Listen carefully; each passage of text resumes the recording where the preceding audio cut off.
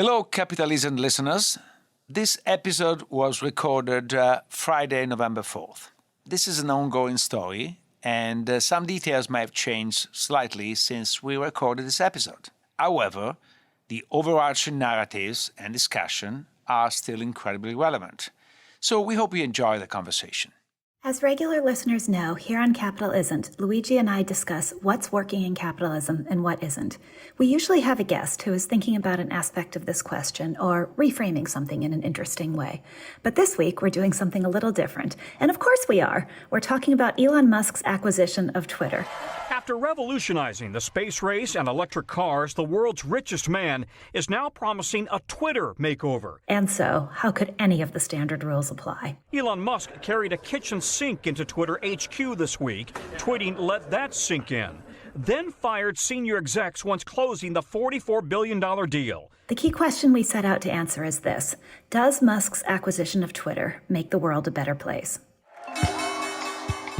I'm Bethany McLean. Did you ever have a moment of doubt about capitalism and whether greed's a good idea? And I'm Luigi Zingales. We have socialism for the very rich, rugged individualism for the poor.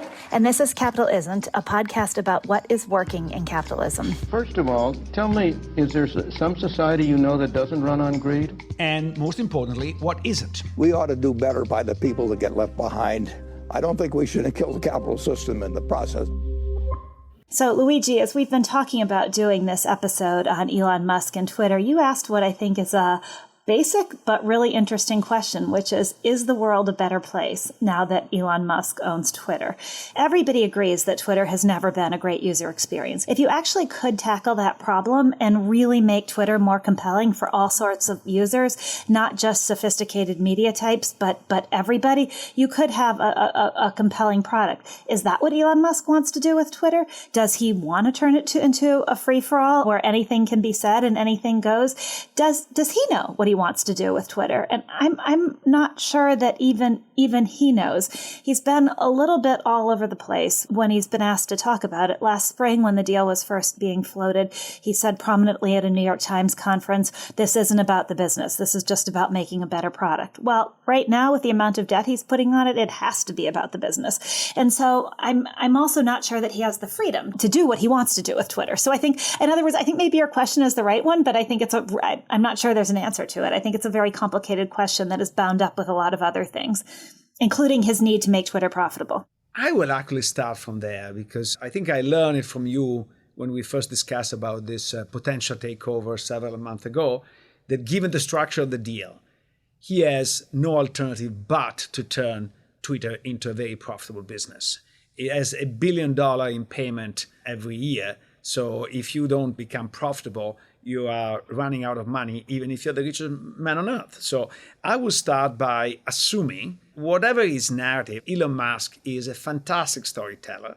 But I am of the old-fashioned type. I follow the money. Don't follow the story, follow the money. And the money is, he needs to maximize profits. And then the question is, given that he has to maximize profits, how is going to change Twitter? What I would like is to think about the various areas of Twitter, the ones that are more politically charged, if you want, and see how a purely profit-maximizing entity will behave in that situation. One of the fundamental issues is about content moderation. Even if you are a purely profit-maximizing entity, care about content moderation for two main reasons. Number one is you want the user experience of your users to be pleasant. Why? Because you charge your customers by subjecting them to advertising. And the more happy we are being on Twitter, the more ads he can sell. So that's great. So he wants to make sure that your user experience is good. Second, he wants the advertisers to be happy to advertise on the platform. If people see as a toxic idea to advertise on the platform, they're not going to do it, and he has no revenues, except maybe the charges. We're going to discuss that in a second. But that's not enough to make this profitable. So I think that he will actually be much more moderate than people make him to be, because he needs to subject himself to these two constraints. Well, the question is if Elon Musk is capable of being moderate, even when he needs to subject himself to certain constraints. And I couldn't agree with you more. In fact, you've had a number of prominent advertisers saying that they are suspending their advertising on Twitter while they wait to see what he's going to do. With Twitter's ad revenue down, Musk disclosed that the company is losing $4 million a day. And if that's not clear-cut evidence of the truth of what you're saying, then I don't know what is. He has to keep advertisers happy. And so he can't turn Twitter into the free-for-all hellscape. I think that's what he called it at one point, saying he didn't want it to be that, but he can't let it be that because he'll lose all his advertisers, and advertising makes up 90% of Twitter's revenue. Advertising giant IPG has recommended to its clients, which include American Express, Coca-Cola, Johnson & Johnson, and others, to temporarily pause advertising on Twitter.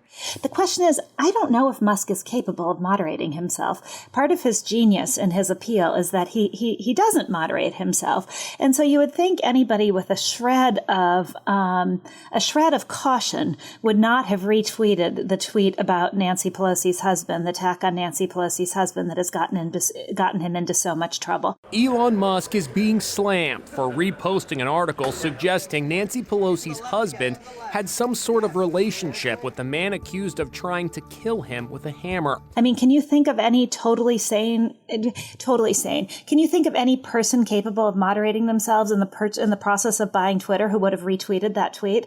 That to me just it speaks volumes about Musk's character. And then he posted a rant about activist groups pressuring the company's advertisers, blaming the activist groups for Twitter's massive drop in revenue. And again, maybe he's right. This is what's causing some of it. But if you're trying to cater to those very people, you don't do this. And so something I've always actually kind of admired and liked about Musk is his willingness to just give the finger to conventional ways of being in the world, but I'm not sure that personality type fits with the kind of very careful personality that's needed to walk this fine line between allowing free speech and keeping advertisers happy. But this is also something he can easily delegate to good programmer. In a sense, he first of all announced that the algorithm to moderate will be made transparent and public. And I expect him to actually let people choose their level of moderation. Now there are some companies, one company is called Bodyguard AI, that you can choose your level of moderation on Twitter. I think that this is probably what he's going to offer, so that all the customers are going to be happy because they can choose their own level of selection. So that sounds ideal. Have you heard any feedback from either activist groups or advertisers as to whether that works? In other words, do you pass muster if you can advertise on a platform and you can advertise in the place that is only PG rated, where everybody says happy things and life is always good? Do you care that you're also giving advertising money to a company that is allowing all sorts of ugly stuff to proliferate on another part of its offering? Or is it good enough for you as an advertiser that your name is only appearing next to content that you like? It certainly works from a user perspective, I agree with you, but does it work from a business perspective? I don't know. I think if I were an activist group, I would continue to pressure the company for allowing that sort of speech to proliferate on any part of the platform, even if it were up to users, because that's never been the point about allowing users to opt out of it. It's been the point about allowing it at all. Does that make sense? Yes and no. In a sense, I want to protect my children when they go on Twitter, or I want to protect myself from being harassed or offended. I think that's pretty important. I don't know whether you ever were on the receiving end of a Twitter hate campaign toward you. Mostly over Musk, yes. Mostly over Elon Musk himself, yes. I have been. I was, and it's very unpleasant. So you open your Twitter feed and you see a huge amount. And today, the only way to do that is by literally blocking people, which means blocking everything they say, which is not necessarily what you want, and can only be done ex post. So after you insult me. On the other hand, if you have a personalized filter, you can do it at ex ante. So I love to hear what you say, Bethany, but the occasional time when you go bananas and you insult me, I don't want to hear you. That's hypothetical, of course. I think that this seems to really resolve the user experience in a major way. The point is that all the social platforms are making money out of toxicity. There is actually a fellow of the Stiglitz Center that did an interesting paper documenting that if you filter out toxicity, the engagement goes down. But that's not a problem of moderation.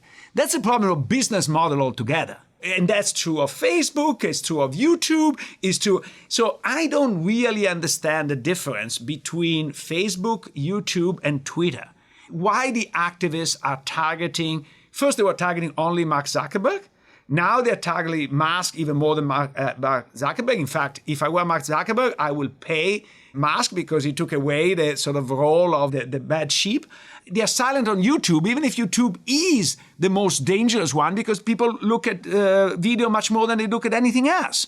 But so if I'm an activist and I was fair, I would be homogeneously against advertising in all this stuff. If I am Elon Musk and I actually publish the algorithm that determines whether I promote you or don't promote you and whether you're filter or not filter, I become all of a sudden much better instantaneously than Facebook and YouTube by an order of magnitude at least.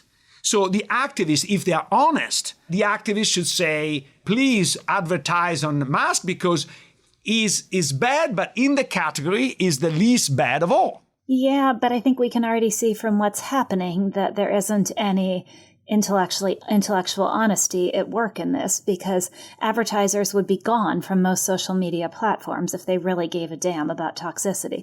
I mean, there's been enough in the public domain about the effect of Instagram on young girls, for instance, that if you are a consumer products company, there's no way in hell you should be advertising on Instagram. And people only care when they have to care. And so I think it depends on what advertisers are being told to care about. I don't expect intellectual honesty from them. I'm not deliberately singling out activists or advertisers in this, but I do think our world generally works on the principle that it is okay to be the second least bad. If you're the worst or perceived as the worst, or somebody decides you're the worst, you've got a problem. If you can hide behind that person, you're probably going to do okay. So Musk is right. He hasn't actually done anything yet on Twitter. I mean, you could argue that retweeting that tweet about Pelosi's husband was doing something, but he hasn't made any decisions. He hasn't let Trump back on the platform. There hasn't been anything yet, and yet advertisers are pulling out preemptively. And so that to me is a sign that he's become the devil to get. I'm not sure, by the way, advertisers are wrong to be boycotting Musk and saying, let's wait and see what he's going to do. That seems to me like, in some ways, the epitome of capitalism, and they're right to do it, which is to say, we're not sure what this guy is going to do. We're not sure we're going to want to advertise on this platform. And so we're going to say, wait and see. I'm just pointing out the hypocrisy of it in some ways, and the lack of intellectual consistency around what advertisers will and won't do. Here at Capitalisn't, we want to engage more with you, our listeners. Almost every week, we get emails with thoughts, ideas, and questions. Well, we've developed 2 more direct ways to connect. We've set up a call-in line where you can record a voice message with a thought or question, and we may even play and answer it on the podcast.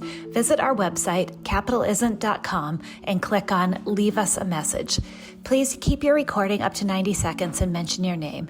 You can also connect with us over email. We've set up an official one at contact@capitalisn't.com.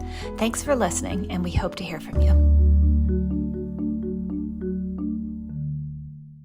I actually think that his idea of charging $8 for the blue check. Elon Musk making big changes at Twitter, saying the service will begin charging for the blue check marks indicated as users are verified. It's a fantastic idea because... It's terrible. We totally disagree on this. Okay, finish. Why do you think it's a great idea? First of all, it's a democratization of Twitter. And it says now the blue check is like a nobility, is a blue blood, is only reserved to a few and the others cannot have it. Now we're saying, no, I want to charge everybody. So number one, I eliminate the bots because it's going to become from an elite status to a necessary status. So if you are not a blue, I don't even, maybe I can filter you out if you're not blue. And so why? Because that's a very cheap way to filter out bots. All of a sudden, everybody's going to pay. And, $8 a month, 450 million people is a lot of money every year. Of course, not everybody would pay, but even if like 10% were paying regularly, that would be enough to pay for at least his interest expenses. So I think that would be a way to democratize Twitter and to make it less reliable on the toxicity. You need to find a source of revenue. This is a very good and legitimate one. But here's a question about the blue checks and the bots. Why couldn't a bot, a well-funded state enterprise, Russia or Chinese or somebody who's out to get the U.S., buy a blue check? And why doesn't that make the problem worse rather than better? In other words, foreign governments have invested a ton of money in this kind of targeting in the U.S. Why is having to spend $8 in order to get blue checks after their bots? Why is that going to deter them? Why doesn't it make the problem worse? Of course, this depends on Twitter still checking the identity of those who make the $8 purchase. And as we know, Musk has declared that he is going to, in some way, remove the accounts that are impersonating other people. But why couldn't that be but couldn't that be the real identity of somebody in Russia or China? I mean, I guess it gets rid of but it doesn't end the manipulation. No, I'm not saying it ends all manipulation, but it's part of freedom. If I want to interact under a pseudonym, I have the right to do it. But on the other hand, I have the right to filter out the pseudonym. And that's an easy way to do it. So if you want to be secretive, you don't pay, but I don't pay attention to you. And you can decide to de-index all or eliminate all everybody. I think that's a fantastic opportunity that is offering to people. So I think it's a lovely idea in theory, and I agree with that. What I'm not sure is what that does, whether it cannibalizes Twitter's underlying business model. And what I mean by that is that I think most of the interaction on Twitter comes not from human to human, but rather from people following celebrities and responding to those people's tweets or tweeting at celebrities. If most of the blue check users on Twitter start to see Twitter as an uncool place to be because of Musk's actions, that power disappears overnight. Blue checks are very quick to follow the crowd and say, oh, wait, Twitter is someplace that it's dangerous for my reputation to post on Twitter. So-and-so left. I'm leaving too. It's not going to take much to start an exodus. And if you lose those big names and big voices on your platform and you make Twitter into a democratic institution, which is regular person to regular person talking, do you have a business left? I think you can ask that question also about the level of toxicity on the site, because per your colleague's paper, the toxicity creates engagement. If you get rid of the toxicity, do you still have the same level of engagement? And if you get rid of the toxicity plus the celebrities, what do you really have left? Do you get people to pay for their blue checks for a couple of years only to find that your business slowly dwindles? I know for sure I wouldn't pay for my blue check, right? I wouldn't. I guess it's sort of I liked having a blue check because other people in the media had a blue check. So therefore I got my blue check to show that I was a real person. I'm not going to pay for it. So I question the level of the cannibalization that takes place by doing that. And if in a really ideal world, Twitter should be a place for real people to talk to real people and have real conversations. I'm just not sure that's ever been the business. But that's exactly the point, Bethany. You are nobility.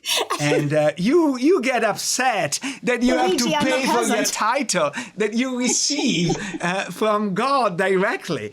On the other hand, I am a peasant who loves to be able to be recognized as a true Luigi rather than a fake Luigi. And I'm very happy to pay $8 a month for this recognition and for the ability to filter out the fake ones. I think that would be something that would be delighted. I think that Twitter has a lot of values. For example, in research, I get a lot of news about new research coming out. I see valuable interaction, pointing out the papers I didn't know, especially in other areas. One of the things that is most deficient in academia these days is, well, little silos. So we don't communicate very much. We don't talk to each other. And the moment you put a paper on Twitter, people come from sociology, political science, to all the places. Look, you have not seen this aspect. You don't understand this aspect. I think is a useful way to communicate. I'm happy to pay even more if that's without some of the anger and some of the craziness of Twitter. So I agree with you, and perhaps I am being too cynical because that's for sure how I use Twitter, and I've gotten immense benefit out of it from just the sheer delight of finding, someone who did the 20 best uses of classical music in popular film. I mean, the fact that you can find this kind of content for free that is just fantastic. I just don't know what percentage of users are drawn to Twitter for that. And so I'm going to give this one to you, and let's just give the world credit and say that most of Twitter's users are in it for that reason. But I fear some portion of them are either in it for the toxicity or in it for the celebrities. No, I think you're right. A big chunk is definitely celebrity. I don't disagree with that. But I think that Musk has a plan, which is to rebate some of the revenues to the celebrities themselves. That's the reason why they stay. He has a very, if you want, capitalistic approach rather than a feudal approach of nobility. And that's the reason why, I'm sorry to say, all the journalists are pissed off with him, because he does not recognize the nobility of journalists. Well, for sure he doesn't. He hates journalists. Oh my goodness gracious, does he ever? Maybe with some validity. I think the culture of the hot take in media has been incredibly damaging on all sorts of levels. And so I'm not sure it would be all that terrible. Either Musk makes Twitter a better place, or it goes away and it crashes and burns. And is that necessarily such a terrible thing? If you're enjoying the discussions Luigi and I have on this show, there's another University of Chicago podcast network show you should check out. It's called Entitled. International lawyers Claudia Flores and Tom Ginsburg have traveled the world, getting into the weeds of global human rights debates. On Entitled, they use their expertise to explore the stories and the thorny questions around why rights matter and what's the matter with rights. Subscribe to Entitled, part of the award-winning University of Chicago podcast network. For me, honestly, the biggest issue with this transaction is I actually would have felt a lot better about it if Musk had more breathing room. Twitter is reportedly laying off about half of its 7,500 employees today, just a week after Elon Musk officially took control. Maybe Elon Musk would be laying off this massive number of Twitter employees if he didn't have this desperate pressure to make Twitter more profitable. But maybe he wouldn't. And some of the stuff we're talking about, like content moderation and product development, these require people. These can't be done by an algorithm. They can't be done by Musk himself. They require teams of engineers. And so, to me, the layoffs are perhaps a sign that Musk isn't going to be able to invest in innovation and product development and making the Twitter user experience better. And I don't know that even if he does have a plan that he could execute it when he's under mammoth pressure to cut costs and grow profits very quickly. Not like grow profits over a 10-year plan, like grow profits now. And that's very different than a Jeff Bezos acquiring the Washington Post or Laurene Powell Jobs acquiring the Atlantic. They didn't do it with the immediate need for profits to grow now. And so it makes this deal different. That very real need makes this deal very different. I completely agree that the deal is different, but that's precisely the reason why I like this aspect and I dislike Bezos buying the Washington Post. There was a famous Italian capitalist, Agnelli, who used to own Fiat, owned also a newspaper, and he was proud he never made a dime with his newspaper. Why? Because it was using it as a political instrument. So I think that actually what reassures me of Elon Musk is that he has to make it work. It's not like a toy that you use to influence the political system. You have to make it work, otherwise he goes bankrupt. That's real capitalism. Yeah, the problem is I'm not sure the laws of real capitalism or that kind of real capitalism is what we want societally speaking. I would argue that neither Bezos nor Laurene Powell Jobs has used either the Washington Post or the Atlantic as a political tool. I think they've actually been quite hands-off. And part of the reason is that it is so extremely transparent. In other words, if the Washington Post were suddenly to start writing pieces exalting Jeff Bezos as the greatest creature that ever lived, it would be pretty transparent what was happening. I think there's a long-term, I guess I'm enough of a believer in capitalism to believe in the long-term make it work argument, but the short-term pressures to make money in order to pay the debt, I think might lead to some pretty dangerous decisions. The very financially pressured situation that he's walking into has the potential not only to be not really bad for him because he might lose some equity if the deal goes south, but because I don't know how the bank's efforts to sell that $13 billion in debt are going and if they're stuck keeping that debt on their books. And it seems to me there's a lot of risk in that debt. They committed to it back at a time where interest rates weren't going crazy the way they are now. They committed to it at a very different time in the world, and now they're stuck with it. And I worry I mean, it's their problem, but if the banks end up taking big losses on that, we all know now that it's all of our problem too. And so I think that's a big risk to this transaction too that people aren't talking about, because it's easy to say the banks get stuck with this. Look at the losses they're going to have to take, except that's going to screw the economy even further if that happens. I also worry about the intertwined and somewhat secretive, and I don't mean this in a way that is implicating Musk in anything, but it's just by nature of his businesses. And it wouldn't be as transparent if Musk were doing things. It wouldn't be like the Washington Post writing a story about how great Amazon is. For example, Musk could do some little tweak within Twitter that would make some user on Twitter who is a Chinese national have a more favorable presence or get retweeted more often. And none of us would ever be able to see it. But that little tweak could mean a lot of money for Musk's Tesla operations in China. And you wouldn't know that was happening. And so all of these mixed incentives and the lack of transparency around that worries me. You put a lot of meat on the fire. So let me postpone a second China, because you're absolutely right on China. I'm with you there. Let me first say, and this is for another episode, I completely disagree with you on Bezos, the Washington Post and the Atlantic, because as a journalist that it's not important what you write, it's also important what you don't write. They're very strategic. I know they're under the eyes, but I think they're playing a very important role in shaping the narrative in one particular direction. And that's the reason why they're there. But this is for another episode, okay? Can we pause on that for a second? Because let me say that's fair. I actually have never done a systematic study of either publication to see what they write and what they don't write. And that could be interesting. So let's move on and agree to discuss it later. I was going for the surface angle, which might not be the right way to think about it. On the transparency issue, I think it's true that Elon Musk is acquiring enormous power, which, by the way, is also the power that Google has, that Amazon has, and that Facebook has. So I don't think that his power is worse. In fact, he's less bad than the others. So I don't know why he's the villain. If we want to go after all of them together, I am the first one to sign up. Now, I think that him owning Tesla is a huge problem because, as you correctly pointed out, Tesla depends dramatically for his valuation, I would say for his overvaluation, on the Chinese market. And so I can easily see Musk tweaking Twitter to not piss off the Chinese. But the best way to deal with that is, again, transparency in the algorithm. That would be the solution.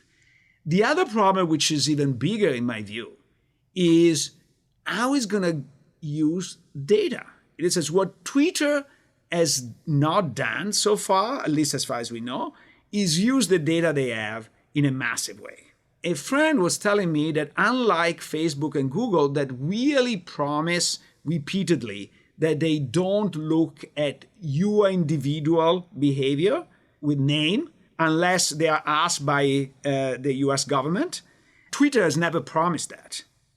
So it's not out of the question that I see what Warren Buffett click on his tweet. And so based on that, I know what he's going to invest in, and I'm going to trade on that. I can see a gigantic hedge fund starting on the back door of Twitter, using the best data possible and making bazillions with that. So that's, I think, is a real issue. Yeah. I guess I'm a little bit less willing to give Musk credit for all his transparency talk. Isn't one of the first things you learn from CIA agents about how people try to mislead is when they make a really big deal about something, be really careful. So the more of a big deal Musk makes about his commitment to transparency and how his algorithm is going to be transparent, the more I think, He's a character, and he likes to spin a story about himself. Now, we know that, thank God, he cannot run for president, right? That's at least a reassurance. But what do you think his ultimate goal is, and how this ultimate goal might impact the way he runs Twitter? Well, I don't know. It's not clear to me that he wanted to buy Twitter. In other words, when he floated the idea and proposed the deal, it seems that he thought he could get out of it. And then he tried every strategy possible in order to get out of it, only to, I think, at some point have his lawyers tell him, you're facing a really nasty lawsuit. And at some point, he just decided probably that it was more painless that he had to go through with the deal. So it's not even clear to me that he really, really wanted to own Twitter. And in some ways, it makes Musk more likable because part of his genius is that he isn't committed to a worldview, that it's really hard to put him in a box. You don't actually know who he is or what he's going to do or how he's going to behave. He's unpredictable. And I'm not sure he knows what he wants to do with this thing. He certainly has been completely unclear in anything he said publicly. Going back to last spring when he said he didn't care about the economics at all and he wasn't running this as a business, to now when it's clear he really, really cares about the economics and he's definitely running it as a business. And so I don't think you can look at anything he's said publicly or anything he's done and do anything other than make wild, crazy guesses on what his ultimate goal is. I don't know. I think that he clearly has this view of himself as this heroic entrepreneur, tech entrepreneur that is going to save the world. He thinks that the political system is broken and it's not that important to be in the political system. You exert your power through your voice and through your money. And so far, he has been quite successful in doing both, right? I think he wants to continue to aggrandize himself and go down in history as one of the great titans in U.S. history. Yeah, I think that's true. And I think for that reason, he will certainly do whatever he can to not let the Twitter deal fail. I also think that there was an argument years ago when I wrote this piece on Solar City, which ended up being bought by Tesla in this very controversial acquisition. But part of the reason that Musk couldn't let Solar City fail was that it would dent the Musk legend. In other words, if a company that Musk ran failed and went bankrupt, then all of a sudden people would look at Musk and say, maybe you're not the hero after all. And that would increase the cost of capital at his other companies. And I think that's true. And I think if Twitter goes down in flames, it's going to seriously destroy his reputation in a way that has not only reputational costs, but very real dollars costs, in the sense that destroying the Musk legend will make capital raising much harder and more expensive for his other ventures as well. I think there are two things to keep in mind about the heroic guy. One is that he's never been completely honest or upfront about the extent of government dollars he's relied upon in building his company, from the many government dollars and incentives that Tesla has gotten to those that SpaceX has gotten. And so that doesn't quite fit with the visionary businessman who doesn't trust or rely upon the government. There's a little bit of hypocrisy in that. The other is that, we've talked a lot about this. There are a lot of people who have grown up in a world where stocks only go to the moon and companies can always raise money and capital only gets cheaper and cheaper. And, Elon Musk is one of those people.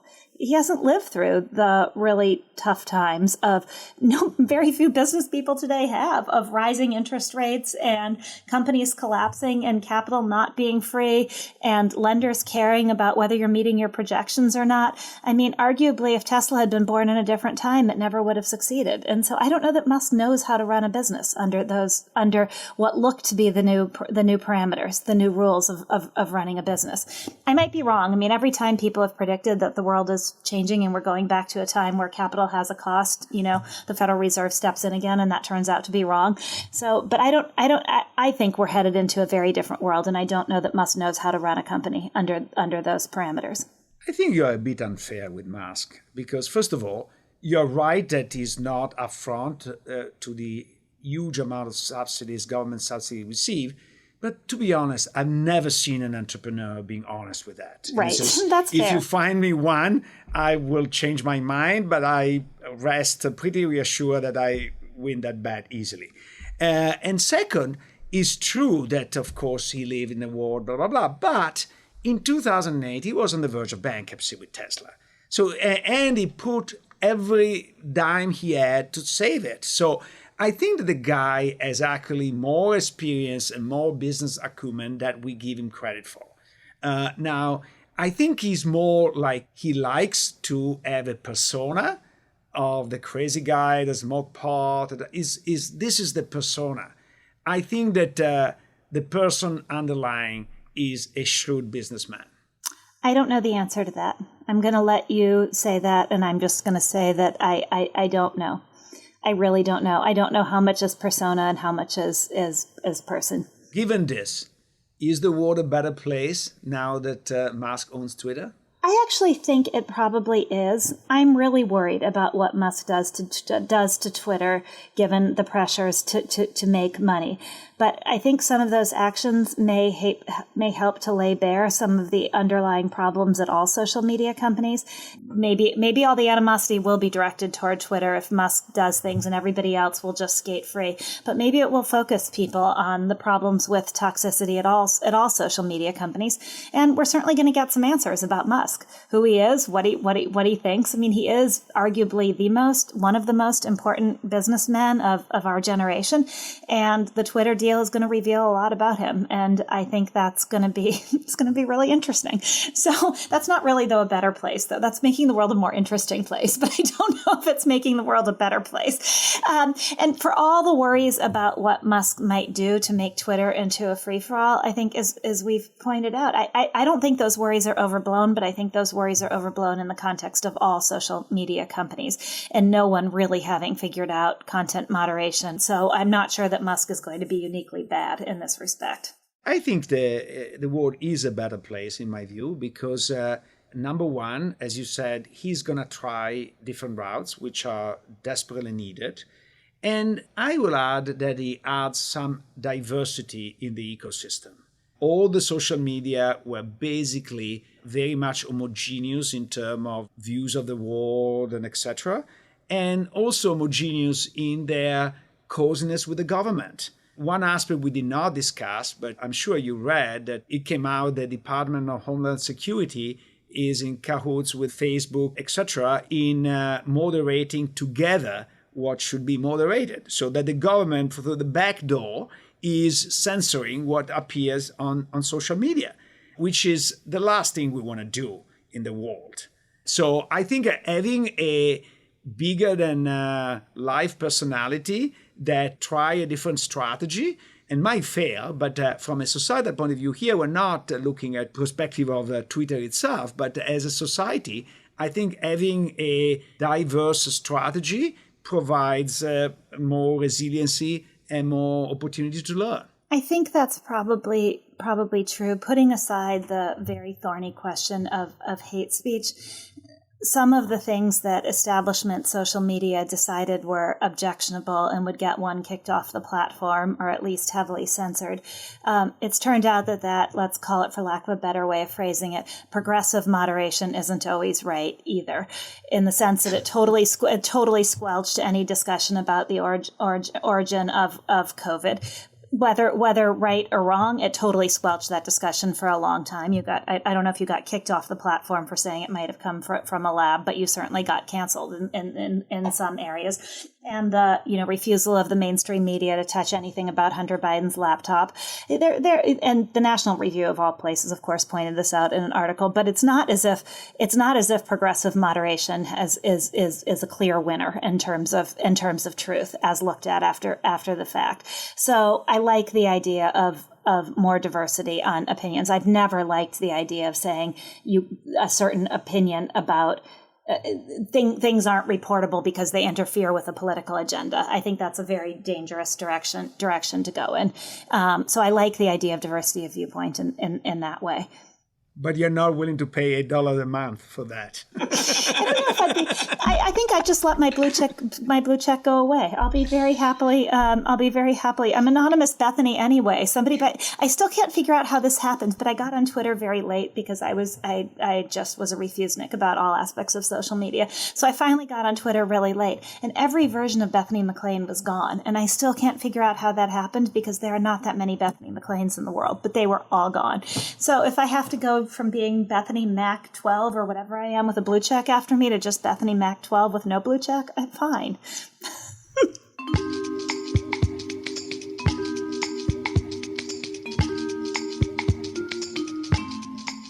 Capital Isn't is a podcast from the University of Chicago Stiegler Center in collaboration with the Chicago Booth Review.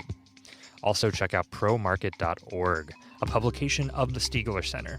Don't forget to subscribe and leave a review to Capital Isn't wherever you get your podcasts.